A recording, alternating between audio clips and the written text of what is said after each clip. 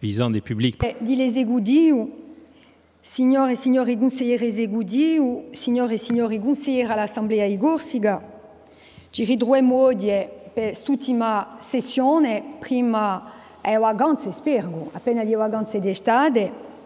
Ci ridroemo di nuovo un mese e mezzo dopo alle elezioni europee e qualche giorno dopo le legislative, stonde di democrazia e voglio felicità di sicuro tutti quelli che sono stati eletti. Ma ci ridroemo di nuovo dopo parecchie sorprese e parecchi insegnamenti. E per conto mio, ho principiato l'anno 2024 in un discorso à la démographie.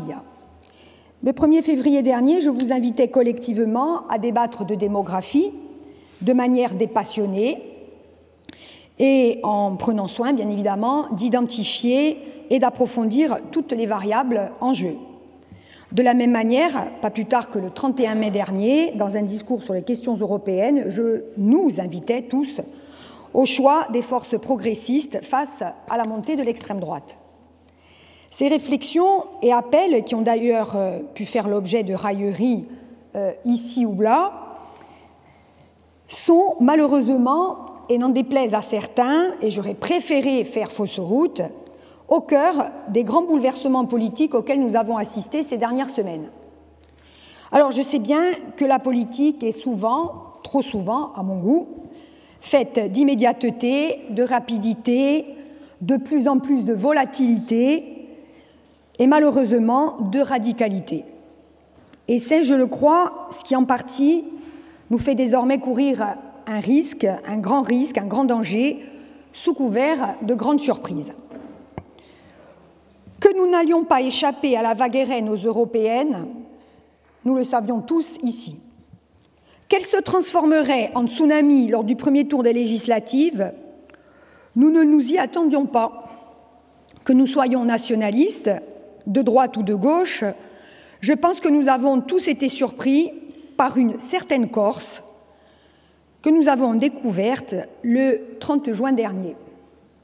Or, justement, la préemption du sujet démographique par certains tenants d'une approche identitaire que je définirais proche idéologiquement de l'extrême droite, pour bien la distinguer de la défense identitaire propre au mouvement nationaliste corse, mais aussi l'absence de débat de fond sur ce sujet, nous ont fait perdre, à mon avis, de vue une grande partie de la réalité.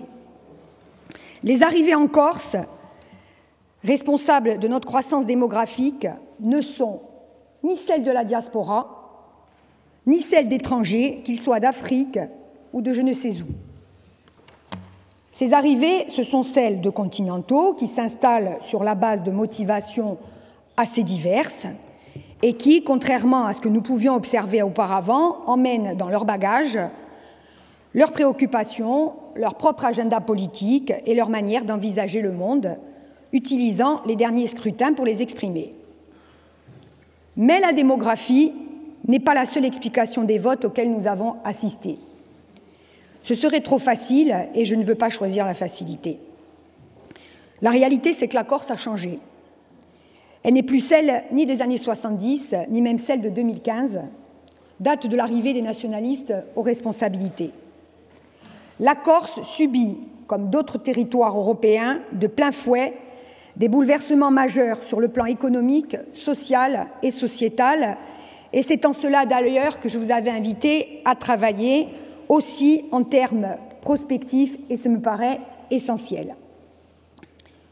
Force est de constater que le vote RN n'est pas l'apanage des seuls néo-arrivants.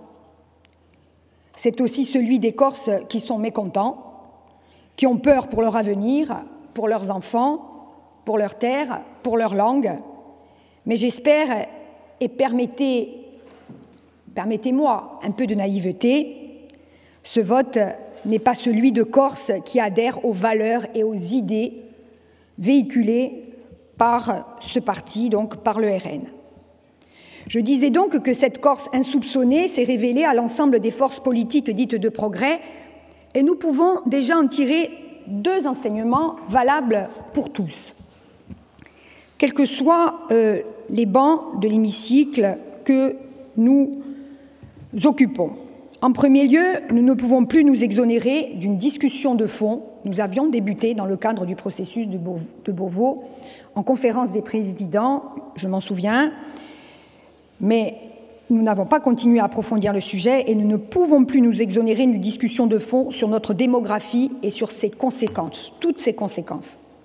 Si nous ne voulons pas poursuivre dans la voie d'un corps social dual dont les composantes ne se côtoient pas, ne se parlent pas, ne partagent rien, portant à terme à des situations de conflit, de perception, des conflits de perception, des conflits de représentation, des conflits de projection, nous ne pouvons plus éluder le problème et devons tenir un discours clair à ce sujet.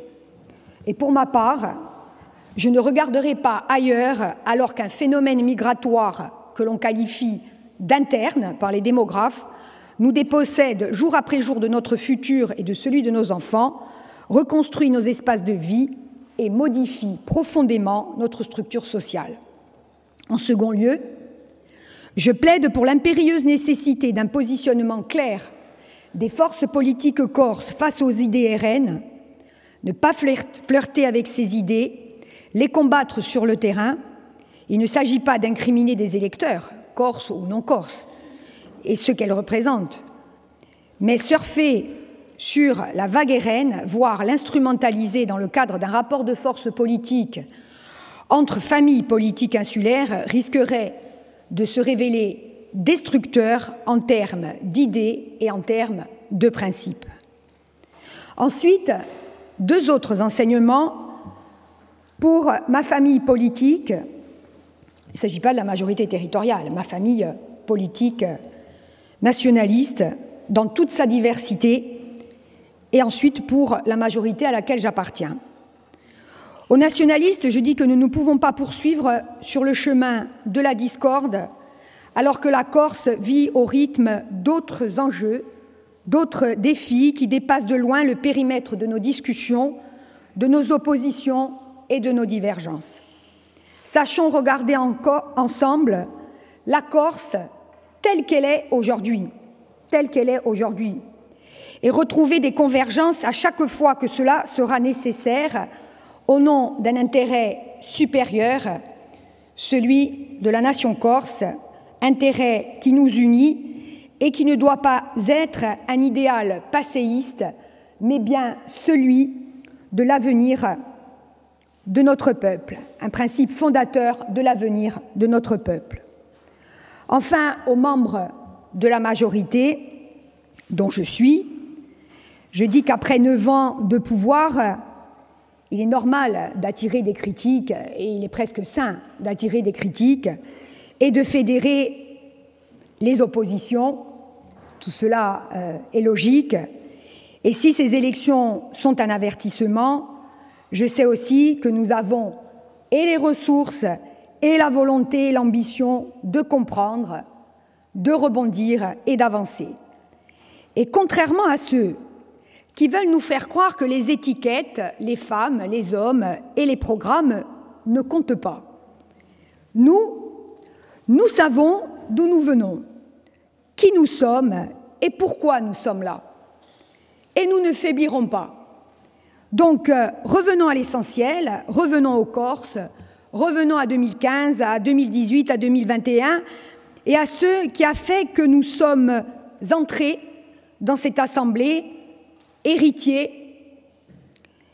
en hommes et en femmes qui ont le projet de changer ce pays. I corsi aspettano da noi trabalho e risultati, ma sempre in deuvilu die nostre rivendicazioni storiche. Allora trabalhiamo tutti insieme e per elli. A ringraziarvi.